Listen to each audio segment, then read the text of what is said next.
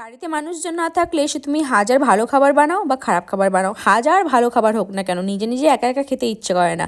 মাংস নিয়ে আসছিলে বর, কিন্তু মানুষটাই আলু ছাড়া আমার কোনো গতি নেই, আলু না দিলে আমার ভালোই লাগে না মাংস, আবার খাসির মাংসতে। এদিকে বলতে পারো আমি জগা খিচুড়ি, যা ইচ্ছে তাই দিয়ে দিই। আমার কিন্তু কোয়াশ দিয়ে খাসির মাংস খেতে দারুণ লাগে। তোমরা কারা কারা খেয়েছো? আমার তো ওয়ান অফ ফেভারিট। মিক্সিতে মশলা পেস্ট করে নিয়েছি, কারণ অনেকটাই লেট হয়ে গেছিলো, বানানোর তো একদমই ইচ্ছে ছিল না, তবু ভাবলাম বানিয়েই ফেলি। বর নাই একা একা, আর কখন বানাবো কী খাবো? হ্যাঁ, মাকে দেবো, অবশ্য বাড়ির মানুষজনকে দেবো, কিন্তু বর নিয়ে এসছে এখন আশা করে।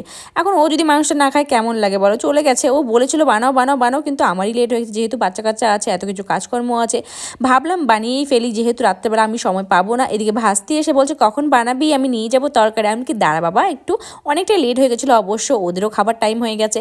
এদিকে দেখো আমি কোয়াশ দিয়েছি, সাথে দিয়েছি ছোটো ছোট্ট বেবি অনিয়নগুলো, আমার তো দারুণ লাগে খেতে। আমি কিন্তু হোমমেড গরম মশলা বানিয়ে রেখে দিই, আমার এটা বাম্পার লাগে, মানে বাম্পার মানে দুর্দান্ত লাগে ফ্লেভারটা। বর বলেছিল ধনিয়া পাতা দিয়ে দিতে, তাই দিয়ে দিলাম, নইলে বলবে কী ব্যাপার তোমাকে দিতে বলেছিলাম। ভাবছিলাম খাসির মাংসতে আবার ধনিয়া পাতা কে দেয়, কিন্তু দিয়েছি, ভালোই লেগেছে।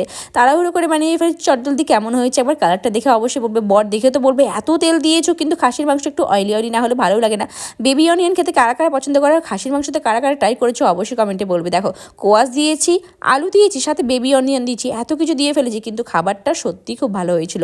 খাসির মাংস অনেকদিন পরেই খেলাম, কারণ আমাদের বাড়িতে প্রায় আনা হয় মুরগির মাংস। তোমাদের বাড়িতে কী কী হয় বলো?